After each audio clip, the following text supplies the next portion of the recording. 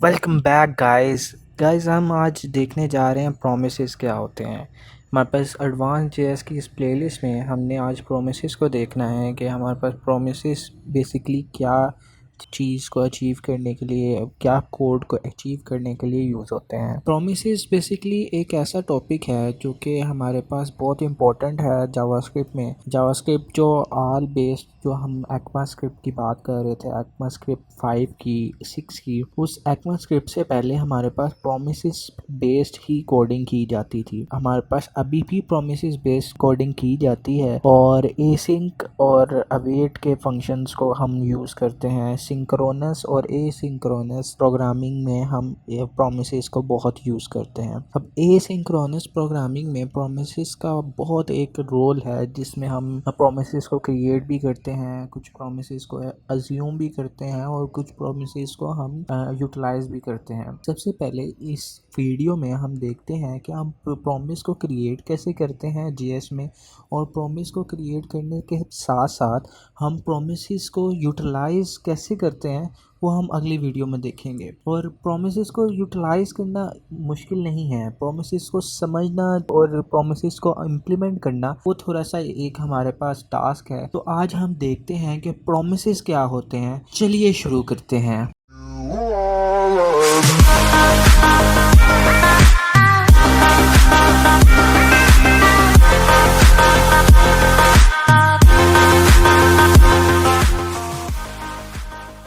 तो हम वापस आ गए हैं अपनी स्क्रीन पे, और यहाँ पे एक देखा जाए हम एक एग्जांपल के थ्रू लेके चलते हैं। ये मीडियम से लिए गई एक इमेज है। हमारे पास इस इमेज में एक लड़का है जो हमें अपनी मॉम को प्रॉमिस कर रहा है कि मैं ये जो रूम है अपना वो क्लीन कर दूँगा। अगर तो वो रूम को क्लीन करता है अगर तो वो रूम को क्लीन करता है तो इसका मतलब उसने प्रॉमिस अपना बिल्कुल फुलफ़िल किया। जैसे हमारे पास आम प्रॉमिस होता है, हम फुलफ़िल करते हैं और वो प्रॉमिस ख़त्म हो जाता है। लेकिन अगर उसने फिल ना किया, मतलब कि फुलफ़िल ना किया प्रॉमिस को, तो हमारे पास वो लॉन्ड्री के लिए वो नहीं जाएगा और अब वो अपना रूम क्लीन नहीं करेगा। सिंपल सी एग्जांपल है जो रियल लाइफ एग्जांपल है। अगर तो आप प्रॉमिस करते हो किसी से, या तो प्रॉमिस की 3 स्टेट्स होती हैं। या तो प्रॉमिस आपने जो किया है वो आप फुलफ़िल करोगे उस डिज़ायर टाइम पे, या फिर आप ये जो प्रॉमिस होगा ये आपके पास रिजेक्ट हो जाएगा।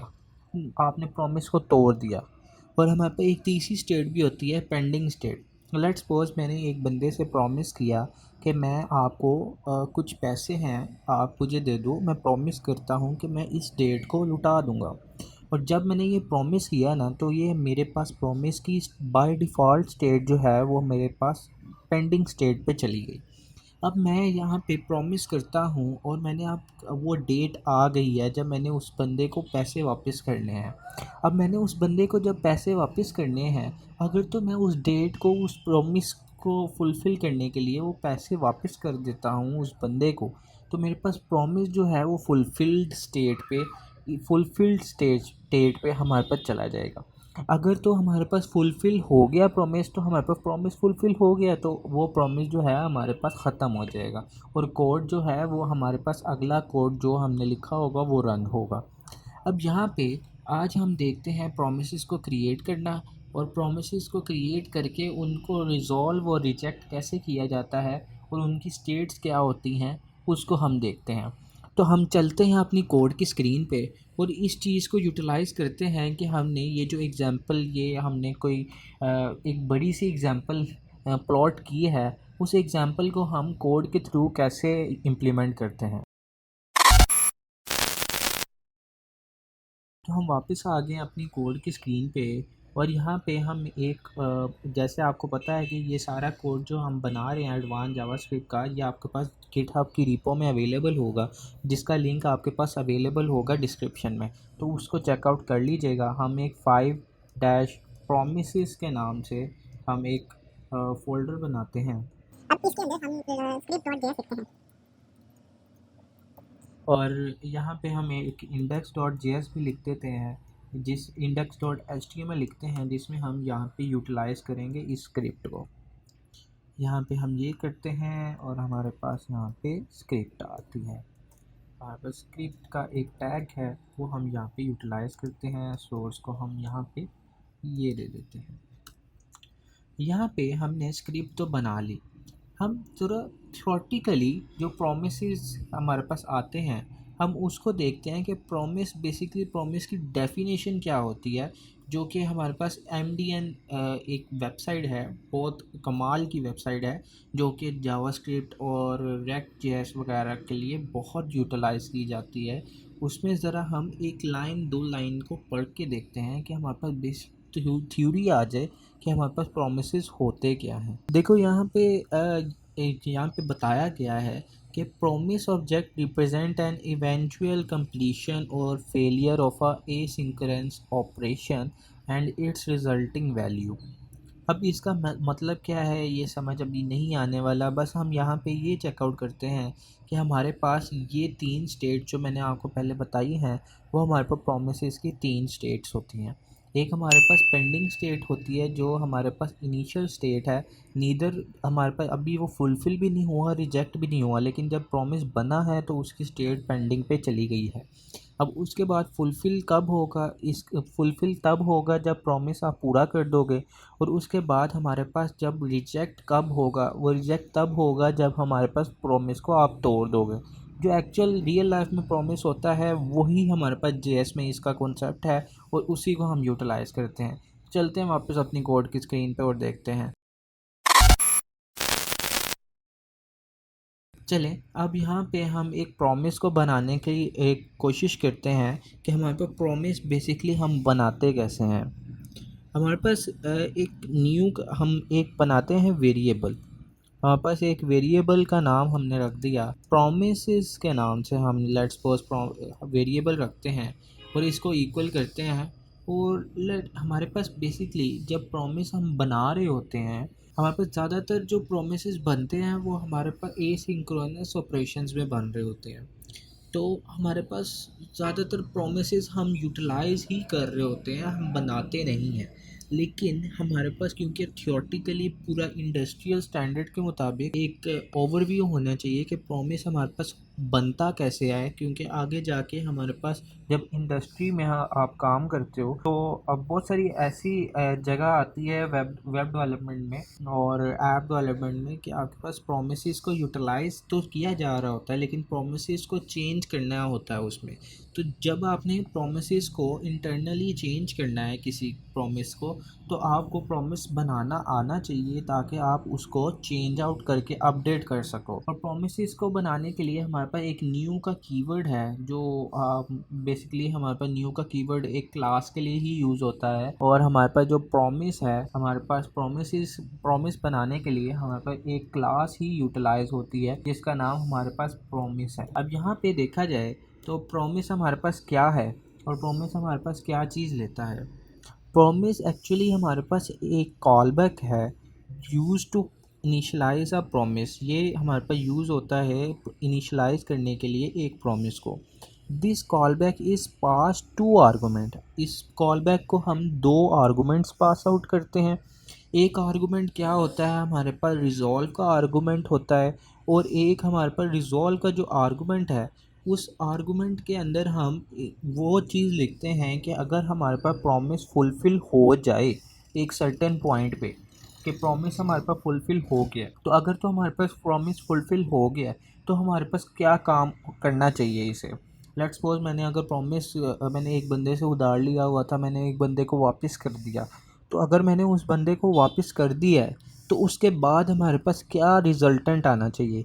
तो ये चीज़ है कि हमारे पास जब प्रॉमिस बनता है और रिज़ॉल्व हो जाता है, फुलफ़िल स्टेट पे चला जाता है, तो हमारे पास क्या, हमारे पास कंट्रोल लॉग लेट्स सपोज मैं करवा लेता हूँ या फिर मैं कोई एक इवेंट को ट्रिगर कर देता हूँ, तो ये चीज़ हम प्रॉमिस में कर रहे होते हैं। अब उसके बाद हम क्या कर रहे हैं, उसके बाद एक दूसरी हमारे पास पैरामीटर होता है रिजेक्ट का पैरामीटर। अब रिजेक्ट का पैरामीटर क्या है, रिजेक्ट का पैरामीटर तब हमारे पास रन आउट होगा तब जब हमारे पास जब प्रॉमिस हमारे पास रिजेक्ट हो जाएगा, मतलब कि उसकी स्टेट जो है वो हमारे पास रिजेक्टेड में चली जाएगी या अनफुलफिल्ड स्टेट होती है वो चली जाएगी। अब यहाँ पे हम एक कोड को यूटिलाइज़ कर रहे हैं और कोड के अंदर हमारे पास कॉल बैक फंक्शन आना है। अब इस कॉल बैक फंक्शन के अंदर हमारे पास दो पैरामीटर्स हैं। एक पैरामीटर है हमारे पास रिजॉल्व का पैरामीटर है और एक पैरामीटर है हमारे पास रिजेक्ट का पैरामीटर। ये हम एक कॉल बैक फंक्शन बना लेते हैं इसको, और यहाँ पे हमने एक कॉल बैक फंक्शन बना दी। अब यहाँ पे लेट्स सपोज हमारे पास एक सेट टाइम आउट का हमारे पास एक फंक्शन है जो हमारे पास जावास्क्रिप्ट बिल्ट इन हमें प्रोवाइड करती है। क्योंकि एसिंक्रोनस प्रोग्रामिंग कैसे होती है, ज़रा इस कॉन्सेप्ट को भी हम यहाँ पे थोड़ा सा देख लेते हैं। एसिंक्रोनस प्रोग्रामिंग, लेट्स सपोज मैं कोड लिख रहा हूँ, मेरा कोड रन हो रहा है। पहले कंपाइलर ने 1 लाइन पे गया, वो रन किया, फिर 2 लाइन पे रन किया, फिर 3 लाइन पे रन किया, हमारे पास ये कोड रन हो रहा है। जब हमारे पास कोड में प्रॉमिस आ जाता है तो हमारे पास प्रॉमिस की, क्योंकि हम लेट्स सपोज मेरे पास मैंने एक बंदे से जब प्रॉमिस किया है कि मैं उस डेट को आपको पैसे वापस कर दूंगा, तो मतलब कि वो डेट जब आएगी तो तब मैं प्रॉमिस को फुलफ़िल करूंगा। उसके बगैर तो ये प्रॉमिस हमारे पास अभी उसी स्टेट पे है, पेंडिंग की स्टेट पे। तो हमारे पास एक तो ये चीज़ होती है कि हमारे पास जावास्क्रिप्ट जो है वो सिंक्रोनस प्रोग्रामिंग को फॉलो अप करे, और सिंक्रोनस प्रोग्रामिंग को फॉलो अप करते करते कि हमारे पास ये वाले जो प्रॉमिस है इसको पेंडिंग स्टेट में ही रहने दे और कोड को आगे लेके चले जाए। एक होती है हमारे पास एसिंक्रोनस प्रोग्रामिंग, वो ये है कि हमारे पास अगर तो मैंने इसके ऊपर कोई कोड लिखा हुआ है, इस कोड से ऊपर लेट्स सपोज मैंने कोई कंसोल लॉग लिखा हुआ है, कंसोल लॉग लिखा हुआ है और कंसोल लॉग के अंदर मैंने कुछ भी दिया हुआ है, साकी लिख देते हैं इधर, ठीक है। हमारे पास यहाँ पे मैंने कुछ भी दिया हुआ है और इसके बाद भी मैंने यहाँ पे कुछ भी दिया हुआ है, तो हम यहाँ पे भी एक कंसोल लॉग लिख लेते हैं टेस्टिंग के लिए, ताकि हमारे पास एक ब्रीफ व्यू आ जाए कि हमने बेसिकली यहाँ पे कर क्या रहे हैं। अब यहाँ पे हमारे पास जो प्रॉमिस है वो हमारे पास फाइलर है, वो यहाँ पे प्रॉमिस के फुलफ़िल होने का इंतज़ार नहीं करेगा। वो बेसिकली इसको एक कॉल स्टैक पे बना देगा। कॉल स्टैक पे बनाने का मतलब क्या है, सबसे पहले हमारे पास ये रन होगा, उसके बाद हमारे पास ये ज़रूर रन होगा। हमारे पास एक दफ़ा रन हुआ और इसकी स्टेट जब जावास्क्रिप्ट के कंपाइलर ने देखी कि ये स्टेट जो है वो पेंडिंग में है, तो हमारे पास इस स्टेट को, अब उसने कहा कि ठीक है यार आप पेंडिंग में रहो, ठीक है मैं आगे जाके कोड को रन करता हूँ, जब आप फुलफ़िल होगे तो मैं आपको फिर रन कर लूँगा, ठीक है।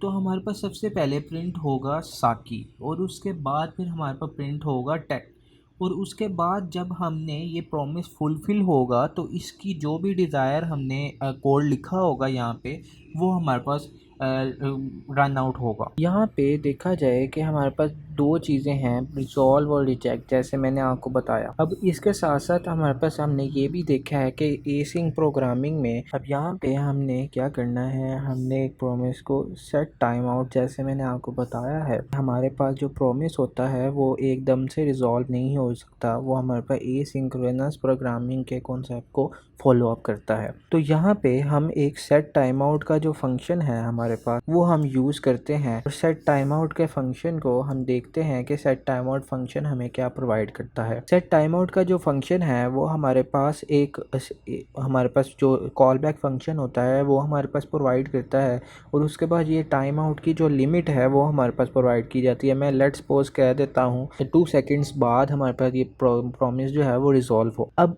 यहाँ पे ये कहते हैं कि हमारे पास वेरिएबल है सक्सेस के नाम से, जो कि हमारे पास ये दिखाएगा कि हमारे पास प्रॉमिस जो हमने बनाया है वो रिजॉल्व हो गया है कि नहीं हुआ। अब यहाँ पे हमारे पास सक्सेस जो है इसको हम ट्रू बूलियन एक दे देते हैं, और इसके साथ साथ अब हम यहाँ पे एक कंडीशनल स्ट्रक्चर यूज़ करते हैं इफ़ एल्स का, और इफ़ एल्स का हम कंडीशनल स्ट्रक्चर यूज़ करके देखते हैं कि हमने कंडीशनल स्ट्रक्चर में क्या चीज़ करनी है। यहाँ पे देखा जाए तो हमने लेट्स सपोज यहाँ पे हम कहते हैं कि अगर तो सक्सेस जो है हमारे पास ट्रू हो तो हमारे पास जो प्रॉमिस है वो रिज़ॉल्व हो जाए, और जब हमारे पास प्रॉमिस रिज़ॉल्व हो तो हमारे पास क्या होना चाहिए, वो रिज़ॉल्व में हम क्या कहते हैं कि हमारे पास प्रॉमिस जो है वो रिज़ॉल्व हो रहा है, और प्रॉमिस को रिज़ॉल्व होने के साथ साथ हम ये एक प्रॉमिस के बाद जाके, लेट्स सपोज मैंने अगर प्रॉमिस को कंप्लीट किया, एक बंदे से पैसे लिए हुए थे,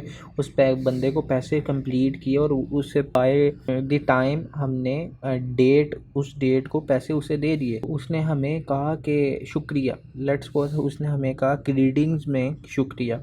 तो ऐसे ही हमारे पास जब प्रॉमिस रिज़ॉल्व होता है तो हमें वो कुछ कहता है कि मैं रिज़ॉल्व हो चुका हूँ, ठीक है, ये हमें कहता है प्रॉमिस। तो हम क्या कहते हैं कि हमारे पास जो ऑपरेशन हमने किया था, द ऑपरेशन वाज सक्सेस, यहाँ पे हम ये कर देते हैं, और उसके साथ साथ हम क्या करते हैं, हम एक एल्स का ब्लॉक लेते हैं, और यहाँ पे हम कहते हैं लेट्स सपोज हमारे पास वो प्रॉमिस रिजॉल्व नहीं हुआ बल्कि रिजेक्ट हो गया, और मैंने उस बंदे को पैसे नहीं दिए, तो उस बंदे ने मुझे, ज़ाहिर बात है कि उस बंदे ने मुझे बहुत डांटना है कि क्यों मुझे पैसे नहीं दिए। तो ये जो उसका डांटना है ना, ये रिजेक्ट में आएगा कि मैंने रिजेक्ट, जब उसका प्रॉमिस कंप्लीट नहीं किया तो उस बंदे ने एक साइड इफ़ेक्ट में या आउटकम में मुझे ये चीज़ें कही हैं, तो वो रिजेक्ट में चीज़ें आती हैं, जैसे ये मैंने रिजेक्ट के अंदर लिख दिया है। अब यहाँ पे हमने ये प्रॉमिस को बना दिया। अब यहाँ पे इस प्रॉमिस को यूटिलाइज़ भी करते हैं कि हम प्रॉमिस को यूटिलाइज़ कैसे करते हैं। अब यहाँ पे हमारे पास, क्योंकि हमने एक एक प्रॉमिस जो बनाया है वो हमारे पास एक वेरिएबल प्रोमिसेस के अंदर हमारे पास बना है, तो हमारे पास प्रोमिसेस हम लिखेंगे, प्रोमिसेस के जो वेरिएबल है उसको लिखेंगे, और उसके साथ हमारे पास तीन चीज़ें आती हैं। बेसिकली हम दो चीज़ें ही यूज़ करते हैं, लेकिन तीन चीज़ें हमारे पास कोड में दी जाती हैं। एक हमारे पास देन है, हमारे पास जो भी डाटा लेट्स सपोज रिजॉल्व हुआ है और ये डाटा उसने पास आउट किया है कि मैंने दी ऑपरेशन वाज सक्सेस, तो जो डाटा हमारे पास आएगा वो सक्सेस वाला या रिजॉल्व वाला, कि रिजॉल्व हो चुका है ये प्रॉमिस, तो वो हमारे पास देन के पैरामीटर्स के अंदर आएगा। अब जो हमारे पास रिजेक्ट वाला पैरामीटर हमारे पास है, रिजेक्ट लेट्स सपोज हो गया, एक प्रॉमिस रिजेक्ट हो गया, ये वाला प्रॉमिस जो हमने बनाया, तो हमारे पास क्या आएगा, वो हमारे पास कैच के अंदर, पैरामीटर के अंदर हमारे पास अवेलेबल होगा, और फिर हम उसे कंसोल लॉग करवा सकते हैं। तीसरा फाइनली आता है। फाइनली क्या है, फाइनली हमारे पास बेसिकली हर बारी ही यूज़ होता है, फाइनली को इतना इंडस्ट्री में यूज़ नहीं किया जाता, सिर्फ हम ट्राई देन और कैच को यूज़ करते हैं ताकि हमारे पास प्रॉमिस की जो स्टेट्स हैं हम उसे मैनेज कर सकें। फाइनली बेसिकली हमें इसलिए दिया जाता है जावास्क्रिप्ट के थ्रू, ताकि हम अगर तो रिज़ॉल्व भी नहीं हुआ, रिजेक्ट भी नहीं हुआ, तो उस पॉइंट पे कि हमारे पास अभी प्रॉमिस जो है वो रिज़ॉल्व होने वाला है या रिजेक्ट होने वाला है, ऐसा कोई कंसोल लॉग हम करवा दो। तो अब हम देखते हैं सबसे पहले कि अगर तो हमारे पास प्रॉमिस रिज़ॉल्व हो गया, वो तो हमारे पास देन वाले पैरामीटर के अंदर एक कॉल बैक फंक्शन आता है। अब उस कॉल बैक फंक्शन में हमारे पास यहाँ पे मैसेज लेट्स सपोज हम ले लेते हैं, या फिर डाटा लिया जाता है नॉर्मली, तो हमारे पास यहाँ पे क्या होगा, हम यहाँ पे कंसोल लॉग करवा देंगे। हम कंसोल लॉग करवाएंगे किसको, हम मैसेज को कंसोल लॉग करवा देंगे। अब ये मैसेज क्या है, ये मैसेज बेसिकली ये चीज़ है जो आप पास आउट करोगे किसको, ये देन वाले पैरामीटर के अंदर यहाँ पे अवेलेबल होगा जब प्रॉमिस रिजॉल्व होगा। अब इसके साथ साथ हम डॉट लगाते हैं, और हमारे पास इधर ही कैच का एक जो हमारे पास मेथड है वो हमारे पास अवेलेबल होगा, और कैच के मेथड के अंदर मैंने जैसे आपको बताया उसी तरह हमारे पास एक कॉल बैक फंक्शन होता है। उस कॉल बैक फंक्शन के पैरामीटर के अंदर हमारे पास यहाँ पे अवेलेबल एरर होता है, और एरर क्या है, क्या चीज़ है एरर, उस चीज़ को हम देखते हैं। एरर बेसिकली हमारे पास यही है जो हमने यहाँ पे पास आउट किया है। नॉर्मली हम इस इधर डाटा को पास आउट करते हैं, लेट्स सपोज मैंने एपीआई से डाटा लेके आया हूँ, तो एपीआई से जो डाटा लेके आया हूँ तो वो हम रिजॉल्व में पास आउट करेंगे, और एपीआई के डाटा ना, मतलब कि लेट्स सपोज कोई नेटवर्क एरर है मेरे पास, तो वो जो एरर एपीआई मुझे प्रोवाइड करेगी वो हमारे पास यहाँ इस पैरामीटर के अंदर होगा, जो कि हमें यहाँ पे एरर में दिया जाएगा। ठीक है, अब यहाँ पे हम कंसोल लॉग करवा लेते हैं। कंसोल लॉग करवाते हैं एरर को, देखते हैं हमारे पास अब डिज़ायर्ड रिज़ल्ट क्या आता है। और हमारे पास जैसे मैंने आपको बताया फाइनली जो है वो हमेशा रन होता है, तो हम फाइनली वाला पैरामीटर भी यूज़ कर लेते हैं। और फाइनली वाले पैरामीटर के अंदर हम यहाँ पे एक लेट्स सपोज कोई भी कंसोल लॉग ले लेते हैं कि हमारे पास फाइनली वाला पैरामीटर के अंदर एक फंक्शन होगा, जैसे हमारे पास वहाँ पे कॉल बैक होता है। यहाँ पे हमारे पास पैरामीटर में कुछ भी अवेलेबल नहीं है, हमारे पास सिर्फ हम वो वाला कॉन्टेक्स्ट लिखेंगे जो हमारे पास हमेशा रन होगा, चाहे हमारे पास जो प्रॉमिस है वो रिजॉल्व हो या पेंडिंग स्टेट में हो या फुलफिल स्टेट में हो या रिजेक्ट स्टेट में हो, ये हमेशा हमारे पास प्रोलॉग होगा ही होगा। ये हम लिखते हैं promise is on pending state, हम लिख देते हैं ताकि हमें पता चल जाए एक डीप व्यू हो। ठीक है, अब हमारे पास हम जाके अपने ब्राउज़र की स्क्रीन पे देखते हैं कि हमने जो यूज़ किया है यहाँ पे वो बिल्कुल सही यूज़ हुआ है, और हमने यहाँ पे मैसेज को प्रिंट आउट करवाया हुआ है जो हमारे पास रिजॉल्व में आएगा, और यहाँ पे हमने एरर को प्रिंट आउट करवाया हुआ है जो हमारे पास यहाँ पे रिजेक्ट के पैरामीटर के अंदर हमने पास आउट किया है। और यहाँ पे हमने फाइनली का भी यूज़ किया है जो हमने हमेशा रन करना है, चाहे वो पेंडिंग स्टेट हो, रिजॉल्व हो जाए या रिजेक्ट हो जाए। और हमारे पास ये जो है वो 2 सेकंड बाद रन होगा, उससे पहले हमारे पास ये प्रिंट होना चाहिए, और उसके बाद पहले मतलब कि इस प्रॉमिस के 2 सेकंड बाद हमारे पास प्रॉमिस जो है वो रिजॉल्व होगा, और उससे पहले हमारे पास टेक जो है वो प्रिंट आउट होगा, और promise is on pending state ये हमारे पास प्रिंट आउट होगा। यहाँ पे मैं स्टेट भी लिख देता हूँ। अब यहाँ पे हम इस फाइल को लाइव सर्वर पे रन करते हैं, और अपने कमांड इंस्पेक्ट टैग पे हम देखते हैं कि हमारे पास क्या रिज़ल्ट आता है। अपनी ब्राउज़र स्क्रीन पे आ गए हैं, और अब देखते हैं कि हमारे पास यहाँ पे रीलोड करने पे हमारे पास क्या रिज़ल्ट आता है। रीलोड किया, पहले साकी आया फिर टेक आया, उसके बाद 2 सेकंड बाद दी ऑपरेशन व सक्सेस जो कि हमने रिजॉल्व के पैरामीटर के अंदर लिखा था, और देन के कॉल बैक फंक्शन के पैरामीटर्स में हमारे पास जो मैसेज अवेलेबल था वो हमने कंसोल लॉग करवाया, और वो कंसोल लॉग करवा के हमारे पास ये प्रिंट आउट हुआ। और ये हमें हमारे पास जैसे मैंने बताया अगर तो पेंडिंग हमारे पास रिजॉल्व होगा या रिजेक्ट होगा, तो हमारे पास हमेशा ये जो फाइनली वाला जो कॉल बैक है वो रन होगा। अब यहाँ पे हम इसको 5 सेकंड करते हैं, और ताकि आपके पास और बड़ी व्यू आ जाए कि हमारे पास प्रॉमिस है वो बेसिकली वर्किंग कैसे कर रहा है। अब यहाँ पे हम इसको रीलोड करते हैं। ये रीलोड किया, पहले हमारे पास साकी आया फिर टेक आया, और जैसे हमने कहा था कि ये दोनों हमारे पास पहले प्रिंट होंगे, और 6 सेकंड बाद जो मैंने बताया कि 6 सेकंड बाद ये प्रॉमिस रिजॉल्व हुआ, और 6 सेकंड बाद प्रॉमिस रिजॉल्व होने के साथ साथ फाइनली वाला जो हमारे पास पैरामीटर में हमने बनाया था एक कॉल बैक के अंदर कंसोल लॉग दिया था वो हमारे पास प्रिंट आउट हुआ। तो अब हम कंक्लूजन पे चलते हैं कि हमारे पास आज हमने क्या सीखा और हमने कैसे इस प्रॉमिस को बनाया। तो चले हम कोड के पास आ गए हैं और कोड को देखते हैं कि आज हमने क्या सीखा। आज हमने सबसे पहले प्रॉमिस को बनाना सीखा कि हमारे पास एक प्रॉमिस की क्लास होती है, जिस प्रॉमिस की क्लास के अंदर हम यहाँ पे एक कॉल बैक फंक्शन बनाते हैं, और कॉल बैक फंक्शन के अंदर 2 पैरामीटर्स हमारे पास अवेलेबल होते हैं।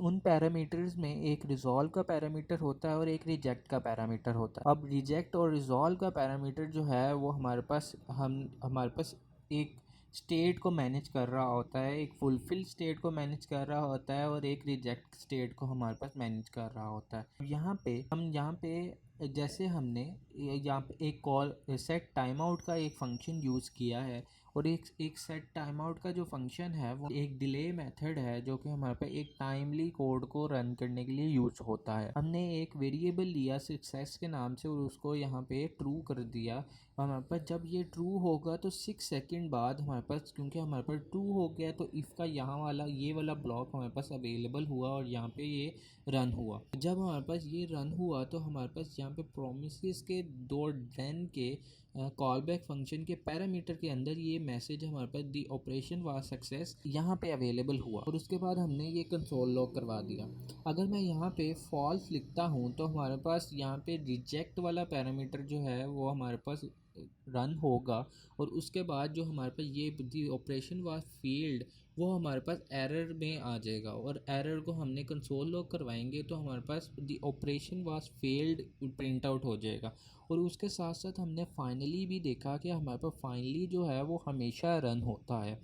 अब यहाँ पे आगे आने वाली वीडियोस में हम देखेंगे कि हम प्रोमिसेस को हमने यहाँ पे एक प्रॉमिस बनाया है और इस प्रॉमिस को यूटिलाइज तो किया है, लेकिन हम एक हाई स्टैंडर्ड पे एपीआई से हम प्रोमिसेस को कैसे अचीव करते हैं, उनकी स्टेट्स कैसे लेके आते हैं और प्रोमिसेस को हम यूज़ कैसे करते हैं।